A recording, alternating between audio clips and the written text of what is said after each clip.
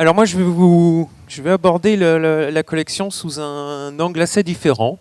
Je suis assez content de vous présenter aussi les collections que l'on a au CCVS et autres sous l'angle d'une pépinière. On a vu beaucoup depuis hier des collectivités territoriales, des arboretums, des jardins botaniques, des collectionneurs privés avec les problématiques voilà, de pérennisation, de diffusion des collections et autres. Donc là, on a inventé un petit terme qui n'a rien d'officiel pour aujourd'hui, le terme de pépiniériste explorateur. Voilà, inventé pour l'occasion.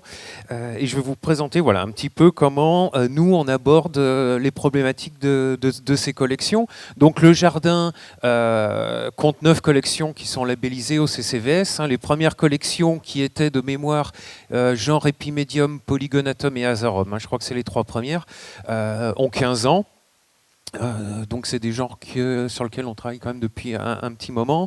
Le genre Vegela, dont je ne suis pas du tout à la source de la collection, c'était, vous le connaissez peut-être, Hervé Canals qui avait créé cette collection, et quand il avait déménagé il y a de ça peut-être bientôt une dizaine d'années, souhaitait se séparer de sa collection puisqu'il allait dans un jardin beaucoup plus petit. Et le souhait de Hervé était, il y avait eu une annonce faite par le CCVS, c'était aussi, et je le comprends tout à fait, d'essayer de trouver un repreneur qui, pour l'intégralité de la collection, et que celle-ci ne soit pas forcément diffusée, voilà, enfin en tout cas éclatée dans différents endroits. Donc on a récupéré l'ensemble de la collection, c'était pas une mince affaire, parce qu'il y avait des Vegela qui avaient une vingtaine d'années, donc autant dire que c'était des modes qui étaient quand même assez bon diamètre, et notamment des obtentions Lemoine dedans, entre autres, c'était pas une collection uniquement de botanique. Se sont rajoutés depuis les rubus asiatiques, les iris botaniques, et depuis un an tout juste, 3 nouvelles collections, les Hydrangeaceae asiatiques, la famille des Lardizabalacées et le genre Schizophragma. Voilà, pour les collections. Alors, je ne vais pas forcément rentrer dans le détail des collections.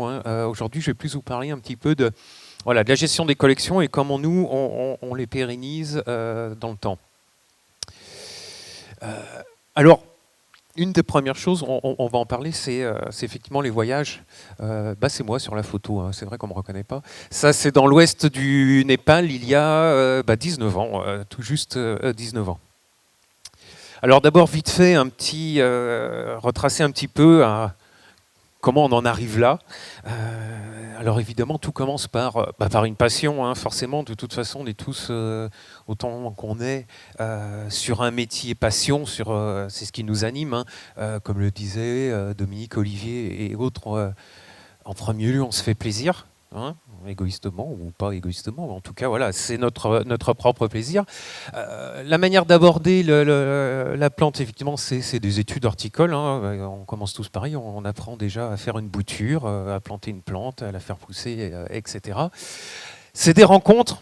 Voilà, ce week-end en est la preuve.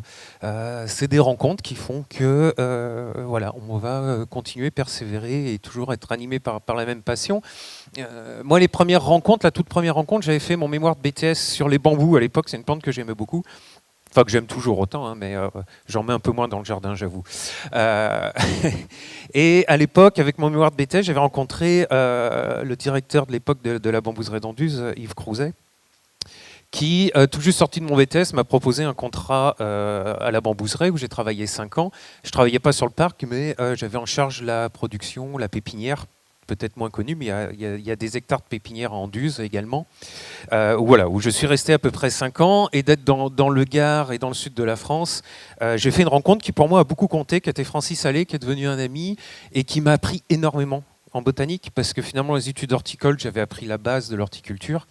Et on a fait beaucoup de sorties botaniques dans le sud de la France, et notamment dans le jardin de Marnier-l'Apostole, etc., où j'ai rencontré à l'époque Frédéric Potts, qui, à peine sorti effectivement de la bambouseraie, m'a proposé un poste au jardin botanique de Lyon.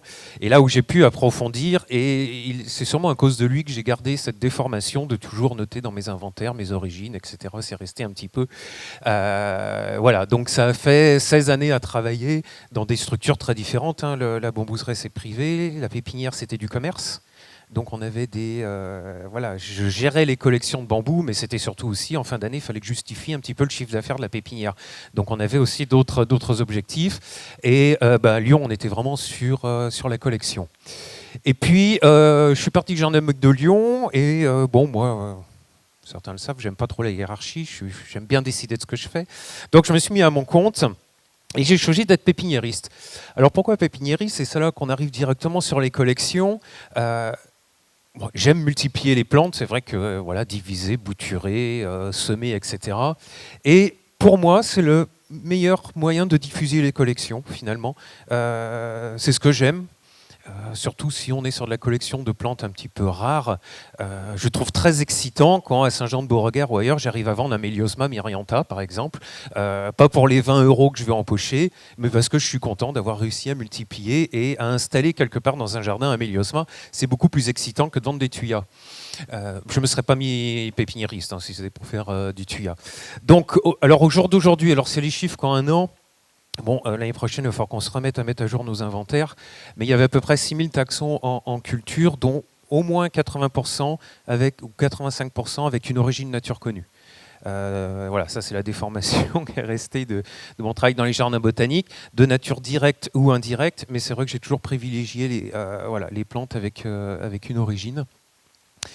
Et donc j'ai commencé à voyager en Asie. Alors moi je suis un fan de plantes asiatiques, j'ai jamais été encore en Amérique, donc principalement Himalaya, Chine, Japon, Corée, Taïwan, voilà, il y a de quoi faire dans ces pays.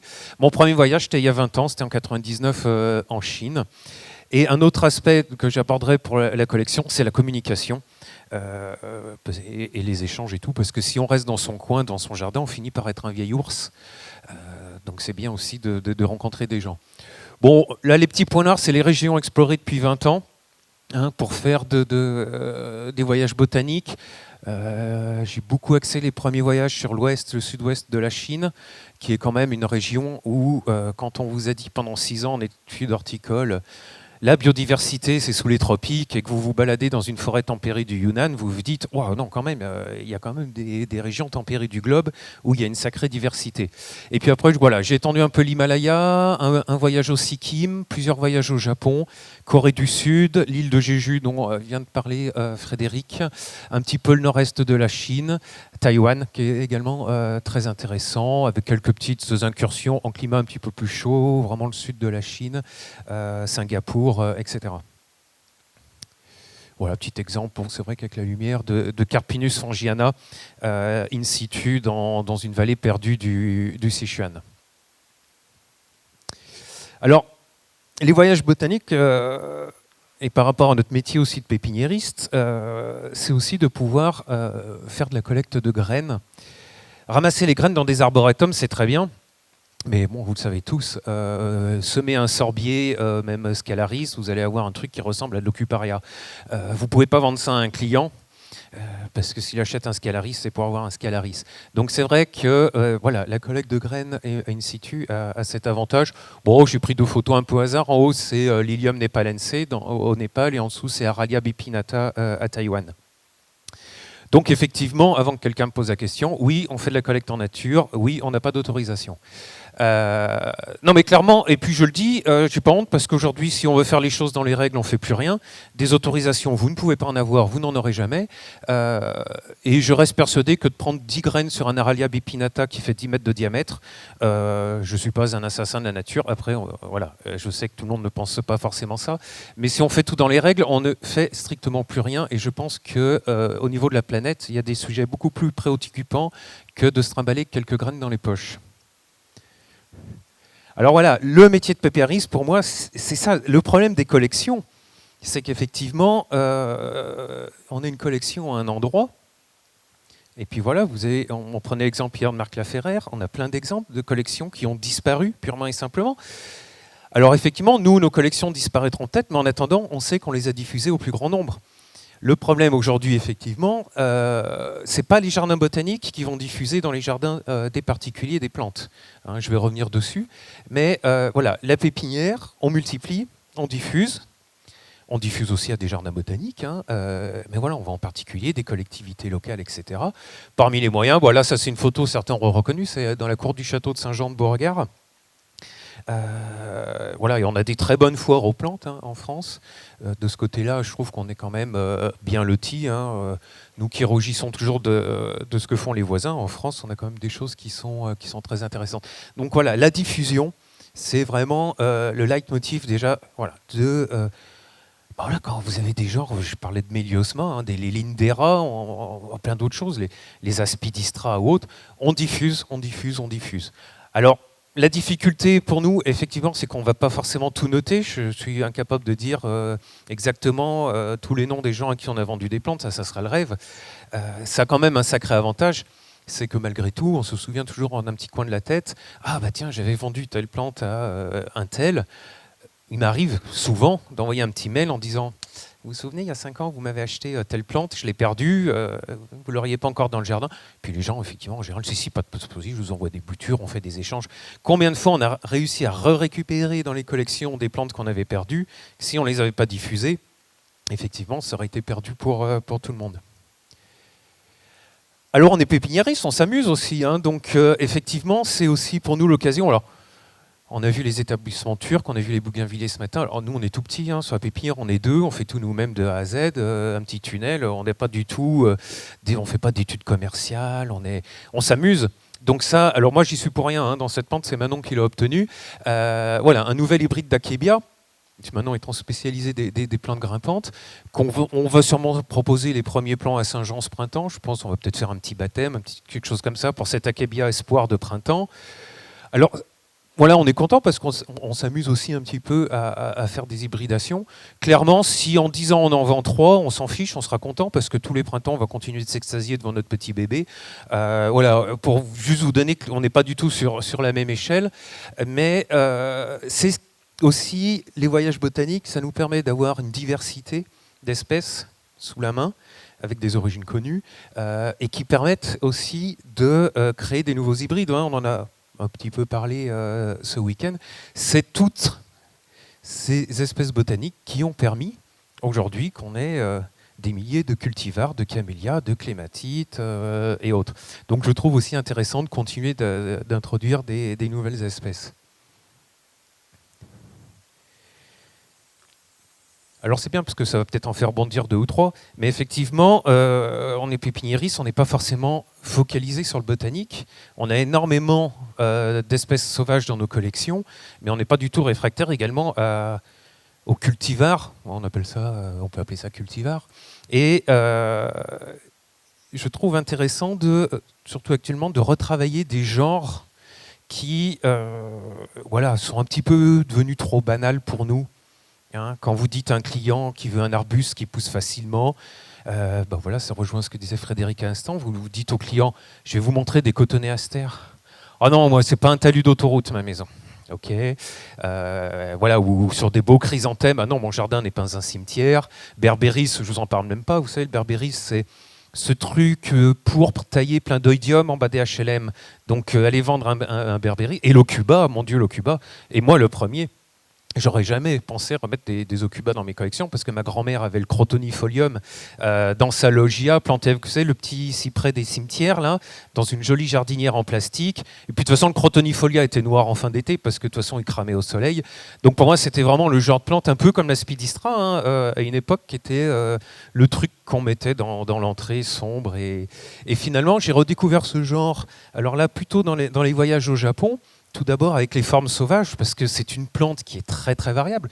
Vous allez trouver dans la nature au Japon des formes à feuilles lancéolées étroites, très gracieuses, jusqu'à des formes très larges, grossièrement dentées, donc à feuillage vert. Vous en avez notamment un exemple en haut à droite, vous voyez un feuillage très étroit. Et j'ai pu introduire du Japon beaucoup de nouvelles variétés, avec des feuillages très, très divers. Certains à l'ombre sont très lumineux. Bah, l'Ocuba, finalement, c'est vrai qu'on l'avait vu beaucoup, mais nous, nos clients, c'est quoi leur préoccupation? Jusqu'à maintenant, c'était est-ce que ça résiste au froid? Pour l'instant, on est basé à Besançon, c'est quand même des hivers qui peuvent être froids. Depuis 2-3 ans, c'est plus ça la préoccupation. C'est est-ce que ça tient au sec? Parce que les gens, ils en ont marre d'être esclaves de leur tuyau d'arrosage et de voir crever leurs plantes. Je peux vous dire que dans l'est de la France, de l'hydrangea serrata, on n'en vend presque plus depuis 2 ou 3 ans. C'est un soifard, clairement. Donc ça va bien pour les régions de l'Ouest, mais c'est des plantes que les gens ne veulent plus. On n'a jamais autant vendu d'ophiopogons que cet automne. Moi, les gens venaient nous voir. Oh, les ophiopogons que je vous ai achetés l'année dernière, je ne les ai pas mis une goutte cet été. Ils sont superbes au pied des arbres. Donc l'Ocuba fait, à mon avis, comme Mahonia, le genre Mahonia, Olivier a tout à fait raison. Pour moi, c'est un genre d'avenir. Le seul problème du Mahonia, c'est qu'on n'a pas encore franchi les étapes du client, ça pique. Alors, il y a le petit côté ça pique. Alors, comme je dis à mes clients, vous n'êtes pas obligé de vous rouler toute nue dans le Mahonia. Hein. Moi-même, je ne le fais pas. Hein, donc, mais ça reste une très belle plante et vous n'arrosez jamais vos Mahonia. Donc, l'Ocuba, pour moi, est intéressant et ces hybrides vont sans doute permettre de s'amuser un petit peu à l'obtention de nouvelles variétés. Vous avez le troisième en partant du haut à droite qui a un feuillage vert, mais dont les jeunes pousses sont blanches. Hein, donc ça, c'est une variété que j'ai introduit. Non, celui-ci, c'est pas que je l'ai introduit au Japon, je l'ai eu par Tony Haven de Plant Delight. À l'ombre, c'est magnifique au printemps. C'est hyper lumineux, c'est superbe. Donc voilà, c'est aussi de travailler sur des genres qu'on a peut-être trop vus, mais qui, à mon avis, vont revenir au goût du jour, avec des choses assez intéressantes. Le Japon est pour moi un pays très très intéressant en Asie, parce que les Japonais sont effectivement des dingues de plantes. Et mes premiers voyages au Japon, il fallait me voir dans les petites pépinières japonaises, je sautais comme un gamin qu'on aurait amené à Legoland. On découvre énormément de choses. Alors, on n'aime pas le panaché, il y a plein de choses. Voilà, tous les goûts sont dans la nature. Il m'a fallu 12 ans, il a quand même été du travail, pour effectivement mettre en place un circuit au Japon. Parce qu'en plus, les Japonais ne sont pas des gens bien rigolos. Hein. Vous dites pas à un Japonais, envoie-moi une petite bouture dans une enveloppe. C'est pas autorisé, donc ils sont très à cheval sur les lois. Donc aujourd'hui, effectivement, quand je vais au Japon ou même d'ici, que j'ai des catalogues de pépinières japonaises, j'ai la possibilité aujourd'hui d'acheter tout ce que je veux quasiment dans les pépinières. Et les plantes que j'achète comme ça en pépinière sont envoyées chez un correspondant local qui me conserve les plantes le temps de la quarantaine. Il faut savoir qu'au Japon, la quarantaine sur les plantes vivaces, c'est entre 6 mois et 1 an. Sur les ligneux, ça peut être jusqu'à 3 ans. Là, j'ai des plantes qui vont arriver cet hiver qui étaient en quarantaine depuis 2 ans. Alors, autant dire qu'il y a de la perte, hein, forcément. Mais une fois que la quarantaine a été faite, cette personne s'occupe de me faire les phytos en japonais. Je vous avoue que s'il fallait que je fasse des phytos en japonais, ça serait difficile, qui s'occupe de me mettre ça en racine nue, enfin voilà. Donc c'est, voilà, pour le coup, tout à fait introduit de manière légale, on a tous les papiers qu'il faut. Alors c'est toujours petit, en racine nue, donc souvent il faut du temps, les Ocuba, quand vous les avez comme ça, il faut quand même quelques années avant de faire les premières boutures, mais c'est voilà, c'est assez intéressant d'introduire des nouvelles variétés qui vont permettre aussi de renouveler des genres et de créer des nouvelles variétés. Et notamment, voilà, typiquement une collection qui a été l'année dernière, oui, il y a tout juste 1 an, labellisée par le CCVS, qui est le genre Schizophragma. Donc on connaît tous le Hydrangeoides, il y a d'autres espèces. La collection comprend, je pense, aujourd'hui quasiment toutes les espèces botaniques et énormément de nouvelles variétés trouvées au Japon. Voilà, je vous ai mis quelques exemples de feuillages, des plantes qui sont introduites pour la première fois. On a globalement introduit pas mal de plantes vivaces du Japon. Il y a quelques pépinières japonaises qui exportent en Europe. Hein. Ce sont des plantes qu'on trouve beaucoup dans l'ouest de la France, mais chez certains pépiniéristes de plantes d'ombre. Mais les ligneux, il n'y a pas grand-chose qui avait été fait, à part, bon, les hydrangeas, effectivement, les érables japonais. Mais les Américains ont beaucoup plus travaillé que nous sur les ligneux, alors qu'il y a des choses qui sont tout à fait intéressantes. Donc c'est de la mise en culture, c'est de l'observation, de la multiplication et ensuite de la diffusion. Ce qui est assez marrant, c'est que depuis le temps, j'ai rencontré des collectionneurs aussi là-bas et qui s'amusent. Alors moi j'ai souvenir de visiter des collectionneurs, par exemple, qui se mettent des styrax par exemple, des styrax panachés, choses comme ça. Et alors c'est le numéro 1, 2, 3, 4, 5, 6, 7, 8, 9, 10. Alors vous rentrez, vous avez le styrax numéro 27. Donc ça c'est marrant, c'est des plantes qui ne sont pas nommées. Alors on peut s'amuser après à faire plein de choses par rapport à ça. Il faut que j'accélère un petit peu. Créer un réseau d'échanges, pour moi, c'est vraiment important. Je le disais, il ne faut pas rester dans notre coin, il faut diffuser un maximum, c'est faire des échanges avec... voilà, moi, le jardin a toujours été ouvert à qui veut faire des échanges. Je trouve ça... voilà, c'est la base aussi de la collection végétale.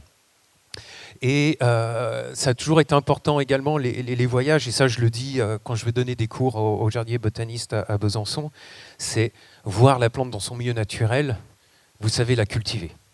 Vous n'avez pas besoin d'aller voir dans un livre, vous observez son biotope, avec qui elle pousse, l'exposition, le sol, etc. Et vous arrêterez de mettre des plantes d'ombre au soleil et vice-versa. Donc ça, c'est très important pour nous en pépinière, c'est que, c'est toujours en Népal cette photo, on apprend vraiment à cultiver les plantes.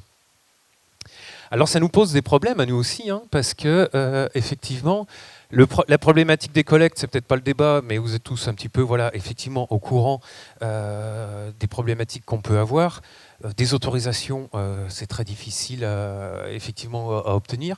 Est-ce que les pépinières aussi, on a un rôle au même titre que les jardins botaniques, à jouer au titre de la conservation ex situ, même si conservation ex situ, je ne suis pas fan de ce terme et je ne suis pas bien convaincu que ça marche bien. Je ne sais plus qui c'est qui l'a dit hier, mais en tout cas, à la préservation en tout cas, de taxons rares ou menacés en culture. Un grand regret aujourd'hui, moi, c'est le manque de collaboration avec les jardins botaniques, mais pour cause. Aujourd'hui, vous avez la Convention sur la diversité biologique et autres. Les graines des jardins botaniques, c'est le fameux éducation, conservation, recherche. Et si vous avez des graines d'un jardin botanique, vous multipliez en pépinière pour vendre des plantes, vous n'avez pas le droit. Moi, je trouve que c'est voilà, une très grosse erreur parce que c'est pas en gardant sous cloche dans les jardins botaniques des espèces rares qu'on va vraiment arriver à les conserver. Aujourd'hui, si le ginkgo disparaît de la nature, bah voilà, j'en vois un d'ici. On sait que la plante, en tout cas, a été largement cultivée. Donc, c'est des problématiques qui vont vraiment nous concerner de plus en plus dans les années à venir, quoi. Quelle valeur pour ces collections ? C'est ce qu'on en a un petit peu parlé hier, c'est aussi la problématique de... C'est pas forcément de mettre une somme, une valeur, mais effectivement, quand vous avez un pépiniériste qui a accumulé comme ça, il y a à peu près 6000 taxons en culture, il veut vendre son entreprise, il part à la retraite par exemple, et on lui dit votre stock, les plantes ça vaut rien. C'est comme si vous disiez à Amazon ce que vous avez dans vos entrepôts, ça vaut rien, il ne serait pas d'accord. Donc c'est une problématique sur effectivement quelle valeur, pas forcément financière, mais patrimoniale, botanique, horticole, on met sur une collection. Mais je trouve dommage qu'on travaille vraiment aujourd'hui pas assez avec les différents jardins botaniques. Et puis, voilà, le CCVS, clairement.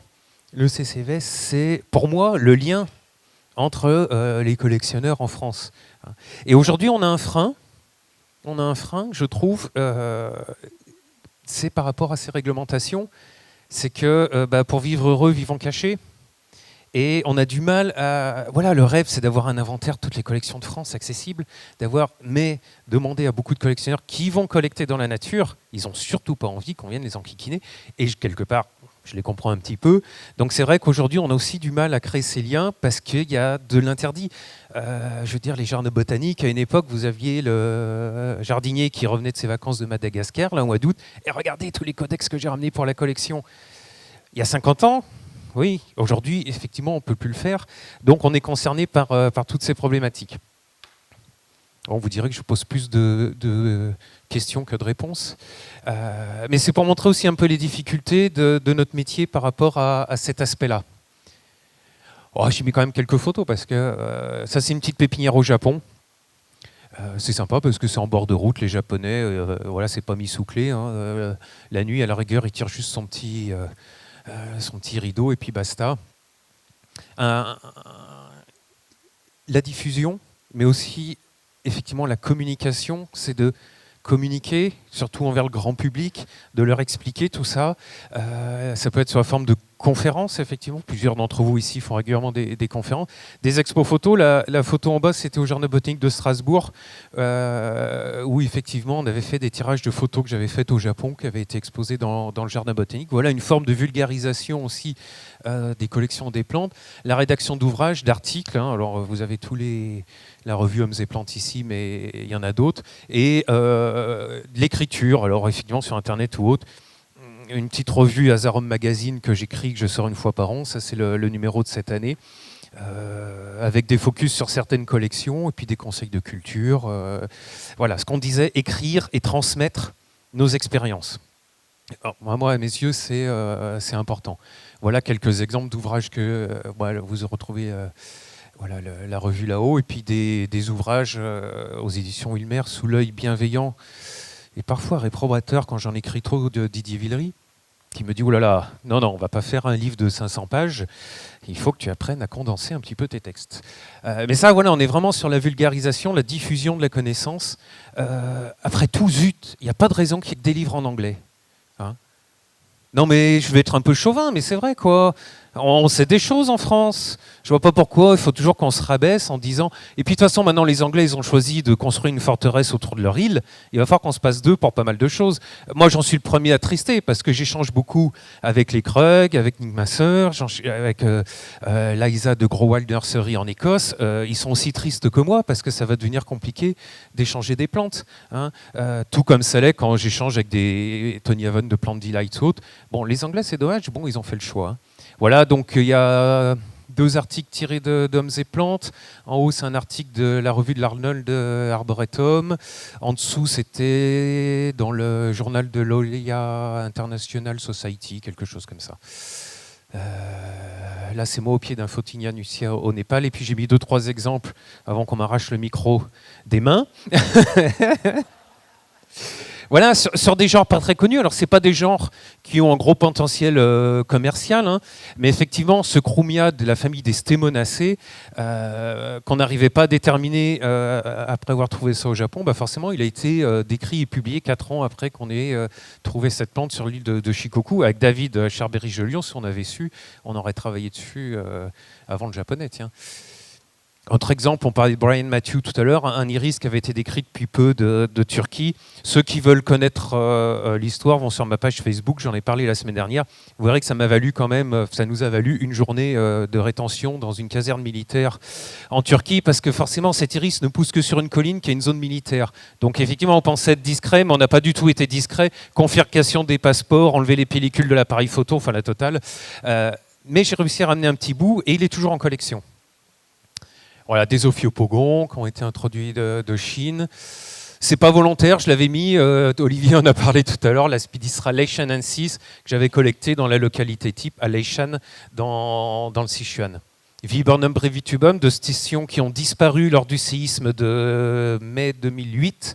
Le bas de la vallée d'Oulong qui a été enseveli sous des milliers de tonnes de roches suite aux éboulements de terrain du tremblement de terre. Donc toutes ces stations ont disparu. Ben voilà, elles ont l'avantage, c'est qu'elles persistent au moins en culture. Disporum xyligense, que j'avais collecté dans le Sichuan, qui est sans doute aussi une première introduction. C'est une introduction qui a 20 ans déjà. Et puis voilà, des choses qui ne sont pas encore identifiées. Même les Américains n'arrivent pas à mettre un nom sur ce Xanthoxylum que j'avais trouvé dans le Sichuan, qui est magnifique. Donc on a encore pas mal de travail. Aristolochia pinensis, tout ce qu'on trouve sous ce nom-là en Europe est faux, c'est la tomentosale américaine. Alors, je ne comprends pas comment il peut y avoir autant de mélanges. Voilà la vraie Mupinensis. Et pour ceux qui sont fans un petit peu de feuillage, voilà, des introductions, des sélections à partir de matériel introduit du Japon. Ce Styraxobacia que j'ai nommé Neige éternelle. Un Carcus myrcinifolia à feuillage doré, un Castanopsis panaché. Bon, il faudrait que je fasse des photos un peu plus jolies des feuillages. Diospyros cataiensis, issu d'une collecte en Chine. Bon, je suis désolé, je vais un peu vite, mais on n'avait pas beaucoup de temps. Donc tout ça, on le multiplie au mieux voilà, dans notre pépinière. Alors, on ne se refait pas aoba, ça veut dire verdure en japonais. Vous retrouvez, alors j'ai un peu de retard hein, comme tout, mais sur mon site Asian Flora, vous avez à peu près 25 000 clichés, dont la plupart prises in situ lors des voyages botaniques.